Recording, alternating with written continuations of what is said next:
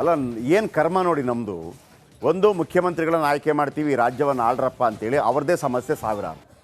ಆಮೇಲೆ ಇನ್ನು ನೆಕ್ಸ್ಟ್ ಮುಖ್ಯಮಂತ್ರಿ ಆಗೋರು ಅವರ ಸಮಸ್ಯೆ ಸಾವಿರಾರು. ಆಮೇಲೆ ಒಬ್ಬ ಸ್ಟಾರ್ ನಟ, ದರ್ಶನ್ ಅಂತ ನಟ ನಮಗೆ ಅತ್ಯುತ್ತಮ ಚಿತ್ರಗಳನ್ನು ನೀಡಿ ನಮಗೆ ಆದರ್ಶಪ್ರಾಯ ಆಗ್ತಾರೆ ಅಂತಂದರೆ ಅವರು ಅಭಿಮಾನಿಯನ್ನು ಕೊಂದು ಅವ್ರು ಜೈಲಿಗೆ ಹೋಗಿದ್ದಾರೆ. ಆಮೇಲೆ ತಪ್ಪಪ್ಪ ಅಂತ ಹೇಳಿದರೆ ಅವರ ಅಭಿಮಾನಿಗಳು ಏನು ತಪ್ಪು, ನಮ್ಮ ಬಾಸ್ ಮಾಡಿದ್ದೆಲ್ಲ ಕರೆಕ್ಟು ಅಂತ ಅವರು. ಅಬ್ಬಬ್ಬಾ, ಇವರನ್ನು ವಾಪಸ್ ಶಾಲೆಗೆ ಕಳಿಸ್ಬೇಕಷ್ಟೆ. ಈಗ DCM ವಿಚಾರಕ್ಕೆ ಬರೋಣ. ಆದಾಯ ಮೀರಿ ಆಸ್ತಿ ಗಳಿಕೆ ಪ್ರಕರಣದಲ್ಲಿ DCM DK ಶಿವಕುಮಾರ್ಗೆ ಹೈಕೋರ್ಟ್ನಿಂದ ದೊಡ್ಡ ರಿಲೀಫ್ ಸಿಕ್ಕಿದೆ. ಬಚಾವ್ ಅಂದರೆ ಪೂರ್ಣ ಬಚಾವಲ್ಲ, ಈ ಒಂದು ಕಾರಣಕ್ಕಷ್ಟೇ.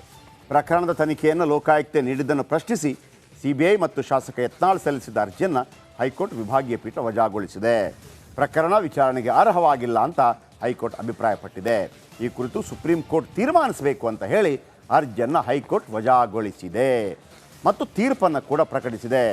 ಈ ಬೆನ್ನಲ್ಲೇ ಯಾರು ರಿಟ್ ಪಿಟಿಷನ್ ಹಾಕಿದ್ರಲ್ಲ, ಶಾಸಕ ಯತ್ನಾಳ್, ಭ್ರಷ್ಟಾಚಾರದ ವಿರುದ್ಧ ನಮ್ಮ ಸಮರ ಇಲ್ಲಿಗೆ ನಿಲ್ಲೋದಿಲ್ಲ, ಸರ್ವೋಚ್ಚ ನ್ಯಾಯಾಲಯದಲ್ಲಿ ನಾವು ಇದನ್ನು ಪ್ರಶ್ನಿಸ್ತೇವೆ ಅಂತ ತಿಳಿಸಿದ್ದಾರೆ. ಇದೆಲ್ಲ ಆದ ನಂತರ DK ಶಿವಕುಮಾರನ್ನ ನಾವು ಮಾತಾಡಿಸಿದ್ವಿ. ಏನು ಹೇಳಿದ್ರು ಕೇಳಿಸ್ಕೊಳ್ಳಿ. ಏನೇ ಕೇಸು ತನಿಖೆ ಮಾಡೋಕ್ಕೆ ಸರ್ಕಾರಗಳಿಗೆ ಅವಕಾಶ ಇದೆ. ಅವರು ಲೋಕಾಯುಕ್ತ ಕೊಟ್ಟು ಮಾಡಿಸ್ಬೋದು. ಇಲ್ಲಿವರೆಗೂ ಕರ್ನಾಟಕ ರಾಜ್ಯದಲ್ಲಿ ಡಿಸಪ್ರೇಟ್ ಅಸೆಟ್ ಕೇಸು ಒಂದು ಕೂಡ CBIನವರು ತನಿಖೆ ಮಾಡ್ತಿರಲಿಲ್ಲ. ಯಡಿಯೂರಪ್ಪನವ್ರು ಕೊಟ್ಟಿದ್ದಾರೆ. ಯಾಕೆ ಕೊಟ್ಟರು ಅಂತ ನಿಮಗೆ ಗೊತ್ತಿದೆ. ತರಾತರಲ್ಲಿ ಕೊಡುವಂಥ ಅವಶ್ಯಕತೆಯೂ ಇರಲಿಲ್ಲ. ಹಿಂದೆ ನನಗೆ PMLA ಕೇಸ್ ಹಾಕಿ ಜೈಲಿಗೂ ಕಳಿಸಿದ್ರು. ಜೈಲು ನೋಡಾಯಿತು. ಬಟ್ ಅವತ್ತು ಹೇಳಿದೆ ನನಗೆ ನ್ಯಾಯ ಸಿಗ್ತದೆ ಅಂತ. ಅಲ್ಲೂ ಕೂಡ ನನಗೆ ED ಕೇಸು ವಜಾ ಆಯಿತು. ಸೊ ನಾನೇನು ತಪ್ಪು ಮಾಡಿಲ್ಲ ಅಂತ ಅವತ್ತು ವಾದ ಮಾಡಿದ್ದೀನಿ, ಇವತ್ತು ವಾದ ಮಾಡಿದ್ದೀನಿ. ಇವತ್ತು ಜಯ ನನಗಿನ್ನ ಹೆಚ್ಚಾಗಿ ಕರ್ನಾಟಕ ರಾಜ್ಯದ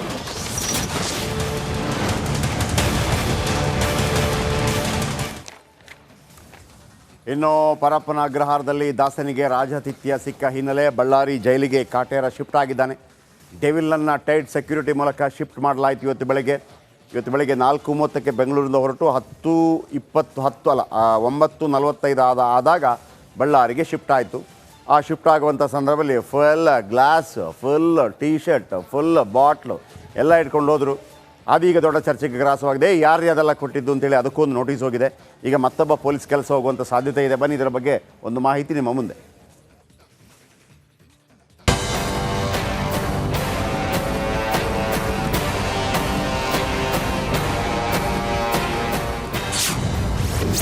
ಬಳ್ಳಾರಿ ಜೈಲಿಗೆ ಕಾಟೇರ ಎತ್ತಂಗಡಿ. ಬ್ರಿಟಿಷ್ ಕಾಲದ ಜೈಲಲ್ಲಿ ದಾಸಬಂದಿ. ಇದೇ ಸ್ಟಿಲ್ ಫೋಟೋ. ಇದೊಂದೇ ಸ್ಟಿಲ್ ಫೋಟೋ ಪರಪ್ಪನ ಅಗ್ರಹಾರದಿಂದ ದರ್ಶನ್ನನ್ನ ಗಣಿ ಜಿಲ್ಲೆ ಬಳ್ಳಾರಿ ಜೈಲಿಗೆ ಶಿಫ್ಟ್ ಮಾಡುವಂತೆ ಮಾಡಿದೆ.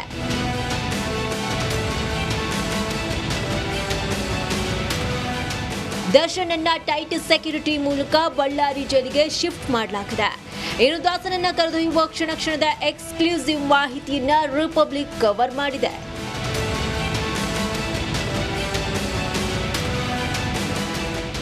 ಬೆಳಗ್ಗೆ 4:30ಕ್ಕೆ ಪರಪ್ಪನ ಅಗ್ರಹಾರದಿಂದ ಎಕ್ಸಿಟ್ ಆದ ಪೊಲೀಸ್ ವಾಹನಗಳು ಮೈಸೂರು ಕಡೆ ಒಂದು ವಾಹನ ಹೊರಡುತ್ತೆ.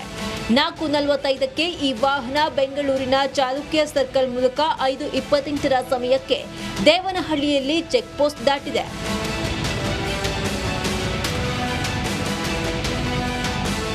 ಇನ್ನು ಬೆಳಗ್ಗೆ 6 ಗಂಟೆಗೆ ಚಿಕ್ಕಬಳ್ಳಾಪುರ ದಾಟಿದ್ರೆ 6:30ಕ್ಕೆ ಬಾಗೇಪಲ್ಲಿ ಟೋಲ್ ಮೂಲಕ ಕೊಡೂರು ಬುದಲಿ ಮೂಲಕ ಆಂಧ್ರಪ್ರದೇಶವನ್ನ ಪ್ರವೇಶ ಮಾಡಿದೆ.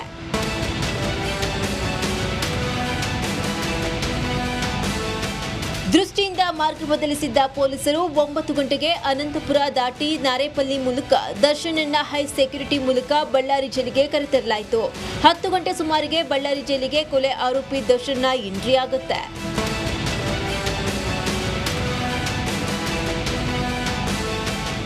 ಸದ್ಯ ಹೈ ಸೆಕ್ಯೂರಿಟಿ ಸೆಲ್ನಲ್ಲಿ ಕೊಲೆ ಆರೋಪಿ ದರ್ಶನ್ ಸೆರೆಯಾಗಿದ್ದು, ಇಂದಿನಿಂದ ಸೆಂಟ್ರಲ್ ಜೈಲಿನಲ್ಲಿ ದಾಸನ ಅಸಲಿ ವನವಾಸ ಶುರುವಾಗಲಿದೆ. Bureau report, republic Kannada.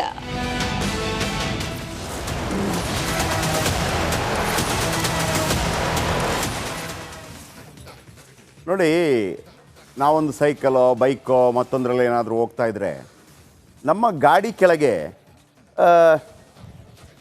ಒಂದು ಬೆಕ್ಕಿನ ಮರಿ ಸಿಕ್ಕಾಕೊಂಡು ಸತ್ತೋದ್ರೂ ಕೂಡ ನಮಗೊಂಥರ ಪಶ್ಚಾತ್ತಾಪ ಕಾಡ್ತಾ ಇರುತ್ತೆ. ಒಂದು ವೇಳೆ ಯಾವುದೋ ಗಾಡಿಯಲ್ಲಿ ಹೋಗ್ತಾ ಇದ್ದರೆ ಏನೋ ಆಕ್ಸಿಡೆಂಟ್ ಮಾಡಿದರೆ ಅವರಿಗೆ ತುಂಬ ಗಾಯ ಆದರೆ ಕೈಕಾಲು ಊನಾದರೆ ಅದು ಕೂಡ ಪಶ್ಚಾತ್ತಾಪ ಕಾಡ್ತಾ ಇರುತ್ತೆ. ಪಶ್ಚಾತ್ತಾಪಕ್ಕಿಂತ ದೊಡ್ಡ ಪ್ರಾಯಶ್ಚಿತ ಇಲ್ವಂತೆ. ಆದರೆ ಒಬ್ಬನನ್ನು ಹೌದು ಅವತ್ತ ತಪ್ಪು ಮಾಡಿದ್ದಾನೆ, ಮೆಸೇಜ್ ಹಾಕಿದ್ದಾನೆ, ಆದರೆ ಅದನ್ನು ಸರಿ ತಪ್ಪು ಅಂತ ನಿರ್ಧಾರ ಮಾಡಬೇಕಾಗಿರೋದು ಪೊಲೀಸರು. ಅದು ಮಾಡಿಬಿಟ್ಟು ನೀವೇ ಕರ್ಕೊಂಬಂದು ಹೊಡೆದು ಬಾಡ್ದು 32 ಬಾರಿ ಪಕ್ಕೆಲುಬು ಮುರಿಯುವಂತೆ ಹೊಡೆದು ಆತನ ವೃಷಣವನ್ನು ಹೊಡೆದಾಕಿ ಮಾಡಬಾರ್ದ ರೀತಿಯಲ್ಲಿ ಚಿತ್ರಹಿಂಸೆ ಕೊಟ್ಟು ಸಾಯಿಸಿದ ನಂತರ ಕೂಡ ಒಂದು ಚೂರು ಪಶ್ಚಾತ್ತಾಪ ಬೇಡವಾ? ಇಷ್ಟೆಲ್ಲ ಆದ ನಂತರ ಕೂಡ ಮಾಡಬಾರ್ದ ಕೃತ್ಯ ಮಾಡಿ ಕಂಬಿ ಎಣಿಸ್ತಿರೋ ಪೊರ್ಕಿ ದರ್ಶನ್ ಸ್ವಲ್ಪವೂ ಪಾಪ ಪ್ರಜ್ಞೆ ಕಾಡ್ತಾ ಇಲ್ವಾ? ಸ್ವಲ್ಪ ಅಯ್ಯೋ ನನ್ನ ಕೈಯಿಂದ ಹಿಂಗಾಗೋಗ್ಬಿಡ್ತಲ್ಲ, ಇಷ್ಟು ದೊಡ್ಡ ನಟ ನಾನು, 2 ನಿಮಿಷ ಸುಮ್ಮನೆ ಯಾವುದೋ ಕೋಪಕ್ಕೆ ಬುದ್ಧಿ ಕೊಟ್ಟುಬಿಟ್ಟೆ, ಬೇಕಾಗಿರಲಿಲ್ಲ, ನನಗೆ ಆಗಬೇಕಿತ್ತಲ್ಲ, ಹೆತ್ತವರಿಂದ ಮಗನನ್ನು ಕಳಿಸಿಕೊಂಡಿದ್ದೀನಿ, ಪಾಪ ಆ ಫ್ಯಾಮಿಲಿ ಏನು ಮಾಡ್ತಾ ಇದೆಯೋ, ಇದ್ರ ಬಗ್ಗೆ ಯಾವುದೇ ಪಶ್ಚಾತ್ತಾಪ ಇಲ್ಲ. ಅಷ್ಟಕ್ಕೂ ನಾವು ಯಾಕೆ ಈ ಮಾತನ್ನು ಪದೇ ಪದೇ ಹೇಳ್ತಾ ಇದ್ದೀವಿ? ಯಾಕೆ ದರ್ಶನ್ಗೆ ಕೊಡ್ತಾ ಇರುವಂಥ ಸವಲತ್ತುಗಳ ಬಗ್ಗೆ ಪ್ರಶ್ನೆ ಮಾಡ್ತಾ ಇದ್ದೀವಿ? ಈ ಸ್ಟೋರಿ ನೋಡಿ.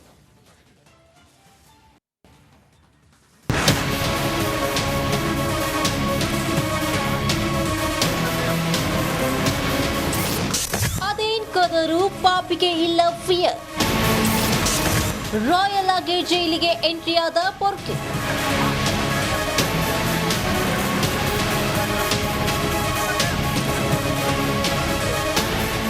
ಅದೇನ್ ಲುಕ್ಕು, ಅದೇನ್ ಸ್ಟೈಲು, ಮಾಡಿದ್ದು ಯಾರೂ ಕ್ಷಮಿಸಲಾರದು ತಪ್ಪು. ಕೊಡಬಾರ್ದ ಚಿತ್ರಹಿಂಸೆ ಕೊಟ್ಟು ವಿಲವಿಲ ಅಂತ ಒದ್ದಾಡಿ ರೇಣುಕಾ ಸ್ವಾಮಿಯನ್ನ ಸಾಯುವಂತೆ ಮಾಡಿದ್ದ ದರ್ಶನ್ ಸ್ವಲ್ಪವೂ ಪಶ್ಚಾತ್ತಾಪ ಇಲ್ಲದಂತೆ ಇದ್ದಾನೆ.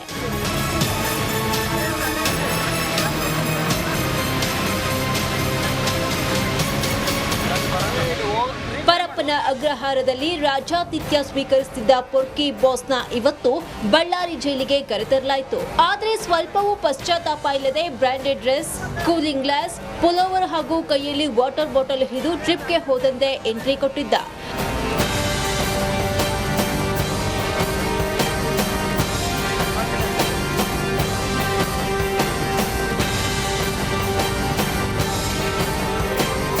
ಇನ್ನು ದರ್ಶನ್ಗೆ ತಕ್ಕಂತೆ ಪೊಲೀಸರು ಕೂಡ ಈತನನ್ನ ಸಾಥ್ ಕೊಟ್ಟಂತೆ ಇತ್ತು. ಯಾಕಂದ್ರೆ ಪರಪ್ಪನ ಅಗ್ರಹಾರದಿಂದ ಅನಂತಪುರ ರಸ್ತೆ ಮಾರ್ಗವಾಗಿ ಬಳ್ಳಾರಿಗೆ ಕರೆತರಲಾಯಿತು. ಆದ್ರೆ 3 ಪ್ರತ್ಯೇಕ ವಾಹನದಲ್ಲಿ ಕರೆತಂದ್ರು ಪೊಲೀಸರು ಮಾತ್ರ ದರ್ಶನ್ ಹೈಫೈ ಜೀವನಕ್ಕೆ ಸಾಥ್ ಕೊಟ್ಟಂತೆ ಇತ್ತು.